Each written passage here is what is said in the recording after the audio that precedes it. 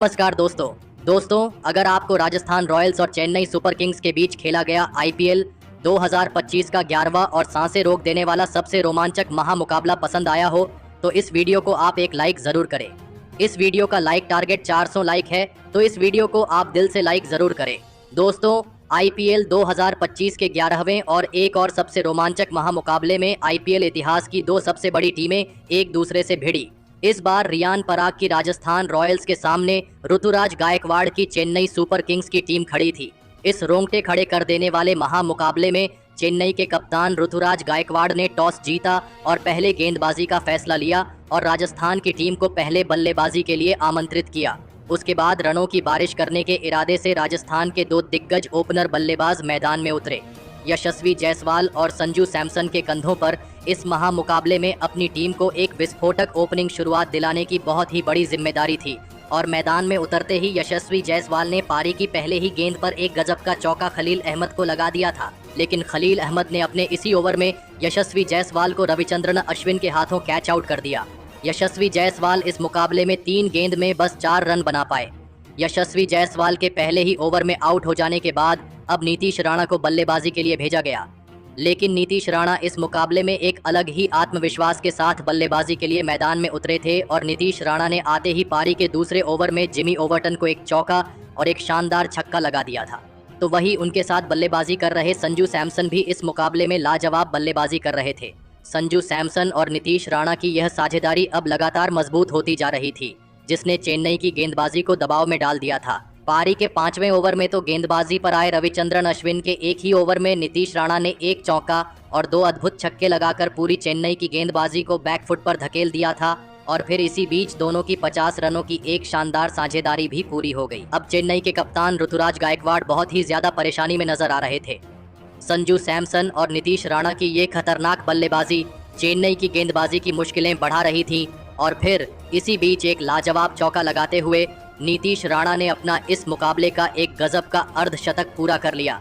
नीतीश राणा और संजू सैमसन ने मिलकर अब अपनी टीम को 86 रनों पर पहुंचा दिया था, लेकिन तभी गेंदबाजी पर आए नूर अहमद ने सेट हो चुके संजू सैमसन को सचिन रविंद्र के हाथों कैच आउट कर दिया। संजू सैमसन इस मुकाबले में 16 गेंद में 20 रन बनाकर आउट हो गए। नूर अहमद ने राजस्थान की एक बड़ी साझेदारी को तोड़कर चेन्नई की टीम की फिर एक बार इस मुकाबले में वापसी करवाई थी, लेकिन अब बल्लेबाजी के लिए राजस्थान के कप्तान खुद रियान पराग मैदान में उतरे थे, लेकिन उनके साथ बल्लेबाजी कर रहे नीतीश राणा को कोई भी चेन्नई का गेंदबाज रोक नहीं पा रहा था और वह लगातार चेन्नई की गेंदबाजी पर बड़े शॉट खेलते जा रहे थे। तो वही रियान पराग ने भी आते ही अपने हाथ खोलते हुए एक चौका और एक गजब का छक्का लगा दिया था। अब फिर एक बार नीतीश राणा और कप्तान रियान पराग के बीच एक और साझेदारी बननी शुरू हो गई थी, लेकिन तभी पारी का 12वां ओवर डालने आए चेन्नई के सबसे अनुभवी स्पिन गेंदबाज रविचंद्रन अश्विन ने चेन्नई की टीम के लिए सबसे बड़ा खतरा बन चुके नीतीश राणा को महेंद्र सिंह धोनी के हाथों स्टंप आउट कर दिया। नीतीश राणा इस मुकाबले में 36 गेंदों में 81 रनों की एक ताबड़तोड़ पारी खेलकर आउट हो गए। नीतीश राणा का एक बहुत ही बड़ा विकेट निकालकर रविचंद्रन अश्विन ने राजस्थान की बल्लेबाजी की रणगति पर अब लगाम लगाई थी।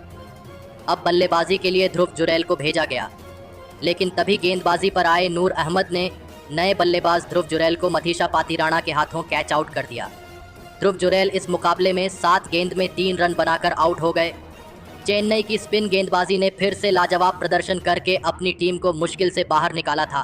अब बल्लेबाजी के लिए वाणिंदु हसरंगा को मैदान में भेजा गया था, लेकिन तभी गेंदबाजी पर आए रविंद्र जडेजा ने वाणिंदु हसरंगा को भी विजय शंकर के हाथों कैच आउट कर दिया। वाणिंदु हसरंगा इस मुकाबले में 5 गेंद में 4 रन बनाकर आउट हो गए। देखते ही देखते राजस्थान की टीम ने अपनी आधी बल्लेबाजी को खो दिया था। अब राजस्थान की बल्लेबाजी बहुत ही ज्यादा दबाव में थी। अब मैदान पर सिमरन हिटमायर आए थे और फिर एक बार नए बल्लेबाज सिमरन हिटमायर के साथ मिलकर सेट हो चुके राजस्थान के कप्तान रियान पराग ने एक और साझेदारी बनाना शुरू कर दिया और राजस्थान की रणगति को फिर से तेजी से आगे बढ़ाया। कप्तान रियान पराग अपनी टीम के लिए एक लाजवाब कप्तानी पारी खेल रहे थे।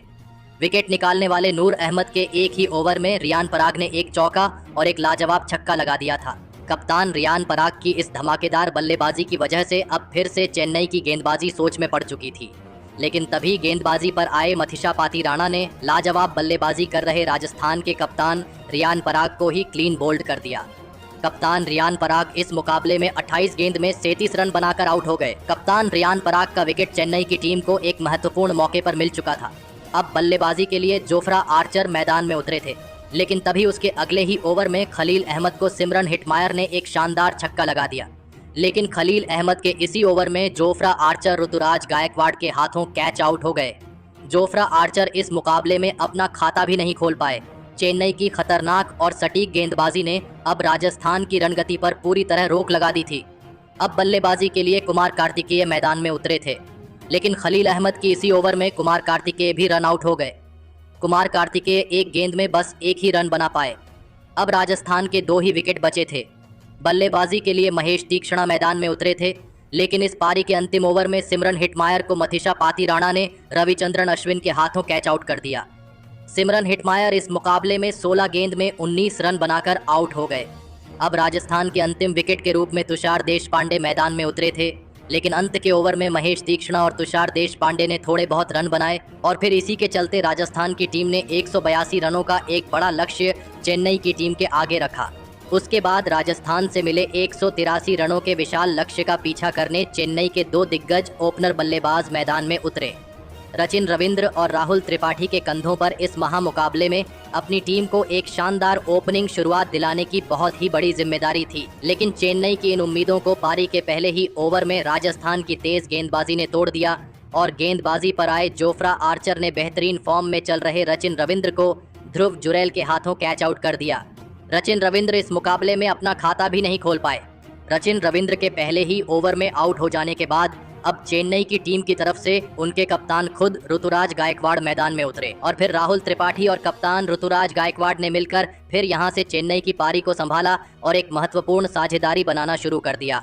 राजस्थान की सटीक गेंदबाजी की वजह से चेन्नई की रणगति धीमी पड़ चुकी थी, लेकिन एक बार आंखें सेट हो जाने के बाद राहुल त्रिपाठी और ऋतुराज गायकवाड़ ने अब राजस्थान की गेंदबाजी पर बड़े शॉट खेलना शुरू कर दिया।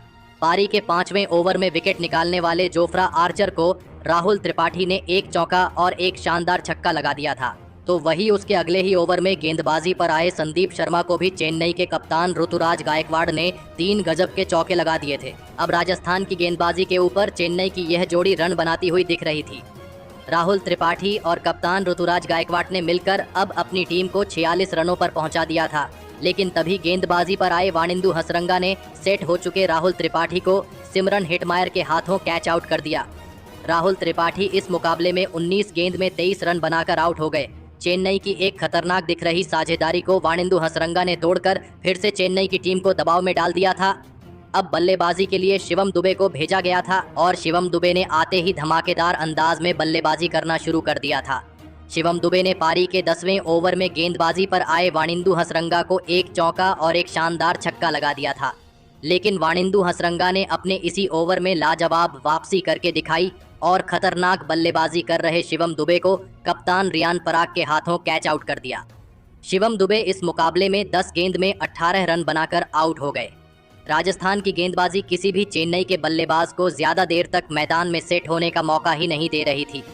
अब बल्लेबाजी के लिए विजय शंकर को मैदान में भेजा गया था, लेकिन एक छोर पर सेट हो चुके चेन्नई के कप्तान ऋतुराज गायकवाड़ अब मैदान में पूरी तरह सेट हो चुके थे और राजस्थान की गेंदबाजी पर लगातार बड़े शॉट खेल रहे थे।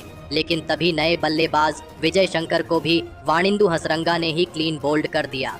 विजय शंकर इस मुकाबले में 6 गेंद में 9 रन बनाकर आउट हो गए।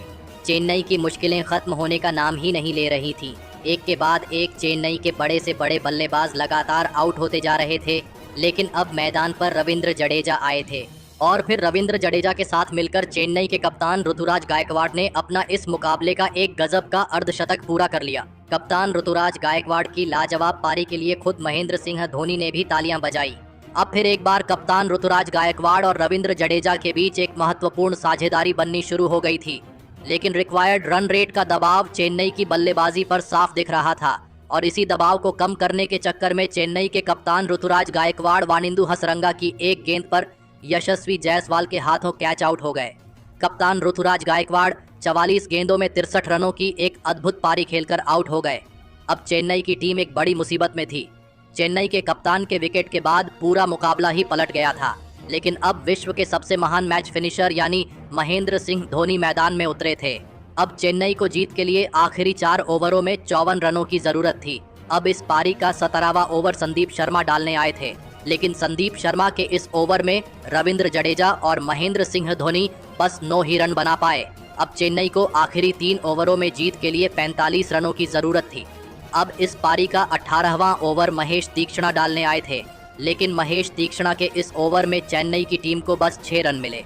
अब मुकाबला आखिरी 2 ओवरों में पहुंच चुका था, जहां पर चेन्नई को जीत के लिए 39 रनों की जरूरत थी। अब इस पारी का 19वां ओवर तुषार देशपांडे डालने आए थे, लेकिन तुषार देशपांडे की इस ओवर में महेंद्र सिंह धोनी और रविंद्र जडेजा की इस जोड़ी ने ऐसी खतरनाक बल्लेबाजी करके दिखाई जिसने सभी को हैरान कर दिया। इस ओवर में पहले महेंद्र सिंह धोनी ने एक चौका और एक अद्भुत छक्का लगा दिया, तो वही इस ओवर की अंतिम गेंद पर रविंद्र जडेजा ने अपना कमाल दिखाया और एक और छक्का लगा दिया, जिस वजह से इस ओवर से चेन्नई की टीम को 19 रन मिल गए। अब मुकाबला आखिरी ओवर में पहुंच चुका था, जहां पर चेन्नई की टीम को जीत के लिए 20 रनों की जरूरत थी। स्ट्राइक पर अब महेंद्र सिंह धोनी खुद मौजूद थे, लेकिन अब इस पारी का अंतिम ओवर संदीप शर्मा डालने आए, लेकिन संदीप शर्मा ने इस ओवर की पहली ही गेंद वाइट बॉल डाल दी, जिस वजह से अब 6 गेंदों में चेन्नई की टीम को जीत के लिए 19 रनों की जरूरत थी। लेकिन संदीप शर्मा की अगली गेंद पर महेंद्र सिंह धोनी एक बड़ा शॉट खेलने के चक्कर में सिमरन हिटमायर के हाथों कैच आउट हो गए। महेंद्र सिंह धोनी 11 गेंदों में 16 रन बनाकर आउट हो गए। महेंद्र सिंह धोनी एक गलत मौके पर आउट हो चुके थे। अब चेन्नई को जीत के लिए 5 गेंदों में 19 रनों की जरूरत थी। अब बल्लेबाजी के लिए जेमी ओवर्टन आए थे, लेकिन जेमी ओवर्टन ने इस ओवर की अगली गेंद पर 1 रन लिया और रविंद्र जडेजा को स्ट्राइक दी। अब जीत के लिए चेन्नई को 4 गेंदों में 18 रन बनाने थे। अब स्ट्राइक पर रविंद्र जडेजा थे, लेकिन रविंद्र जडेजा भी इस ओवर की अगली गेंद पर 1 ही रन ले पाए, जिस वजह से अब 3 गेंदों में चेन्नई को जीत के लिए 17 रनों की जरूरत थी। लेकिन इस ओवर की चौथी गेंद पर जेमी ओवर्टन ने एक शानदार छक्का लगा दिया, जिस वजह से अब चेन्नई को जीत के लिए आखिरी 2 गेंदों में 11 रनों की जरूरत थी। मुकाबला रोमांचक हो चुका था, लेकिन संदीप शर्मा ने इस ओवर की अगली गेंद पर जेमी ओवर्टन को बस 2 ही रन लेने दिए और इसी गेंद के साथ चेन्नई की इस मुकाबले में जीत की सभी उम्मीदें खत्म हो गईं, क्योंकि आखिरी गेंद पर चेन्नई को जीत के लिए 9 रन चाहिए थे और आखिरी गेंद पर भी चेन्नई को बस 2 ही रन मिले। और इसी के साथ राजस्थान की टीम ने इस रोंगटे खड़े कर देने वाले महामुकाबले में चेन्नई की टीम को 6 रनों से हराकर एक बहुत ही बड़ा कारनामा करके दिखाया। दोस्तों, अंतिम ओवर तक गए इस रोंगटे खड़े कर देने वाले मुकाबले में चेन्नई की बल्लेबाजी ने राजस्थान की गेंदबाजी को कड़ी टक्कर दी, लेकिन अंत में चेन्नई की टीम हार गई। लेकिन दोस्तों, भले ही चेन्नई की टीम इस मुकाबले में हार गई हो, लेकिन हमें बहुत समय बाद महेंद्र सिंह धोनी का असली मैच फिनिशर वाला रूप देखने को मिला।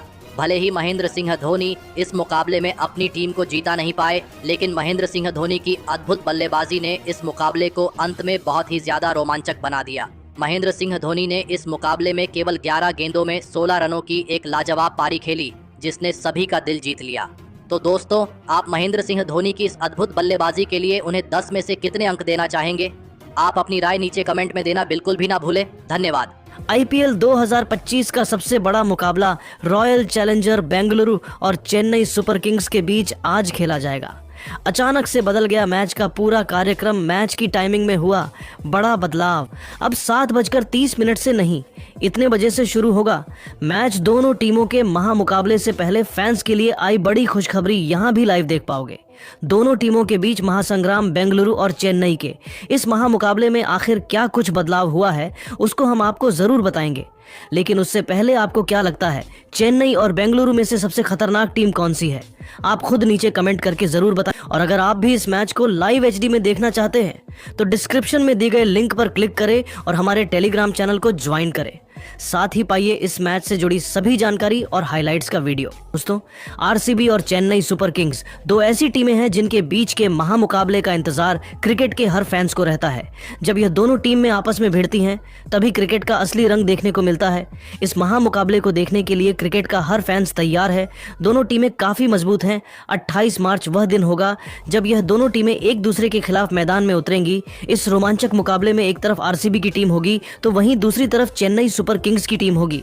दोनों टीमों में एक से बढ़कर एक धुरंधर खिलाड़ी है, जहां बेंगलुरु के पास Virat Kohli, Tim David, Krunal Pandya, Bhuvneshwar Kumar, Livingstone, Josh Hazlewood और फिलिप साल्ट जैसे दमदार खिलाड़ी हैं, तो वहीं चेन्नई सुपर किंग्स की टीम में महेंद्र सिंह धोनी, रविंद्र जडेजा, शिवम दुबे, रचिन रविंद्र, खलील अहमद, शशांक सिंह और रविचंद्रन अश्विन जैसे धुरंधर मौजूद हैं। जहां बेंगलुरु की टीम के पास विराट कोहली जैसा रन चेजर खिलाड़ी है, तो वहीं चेन्नई सुपर किंग्स के पास दुनिया का सबसे बेहतर विकेटकीपर महेंद्र सिंह धोनी मौजूद है। इन दोनों टीमों का महामुकाबला देखने लायक होगा। दोनों टीमों के पास एक से बढ़कर एक खतरनाक गेंदबाज हैं। आईपीएल 2025 के इस सीजन में बेंगलुरु और चेन्नई दोनों टीमों ने सिर्फ एक मुकाबला खेला है और दोनों टीमों ने शानदार जीत दर्ज किया है। आरसीबी पॉइंट्स टेबल में सबसे ऊपर है, तो वहीं चेन्नई सुपर किंग्स की टीम चौथे स्थान पर मौजूद है। दोनों टीमों के खिलाड़ी अभी फिलहाल अच्छे प्रदर्शन कर रहे हैं। आरसीबी और सीएसके का यह मुकाबला चेन्नई सुपर किंग्स के होम ग्राउंड चेन्नई में खेला जाएगा। तो दोस्तों, अगर हम इस मैच के टाइम की बात करें तो मैच की शुरुआत 7:30 से होगी। वही 7 बजे मैच के लिए टॉस उछाला जाएगा। बेंगलुरु और चेन्नई के इस महामुकाबले की लाइव स्ट्रीमिंग जियो हॉटस्टार पर किया जाएगा। तो आप भी तैयार रहिए दोनों टीमों के इस नाम मुकाबले के लिए और कल 7:30 से जियो हॉटस्टार पर इस रोमांचक मुकाबले का आनंद लीजिए। सीएसके और आरसीबी के इस महान मुकाबले को लेकर आपको क्या लगता है?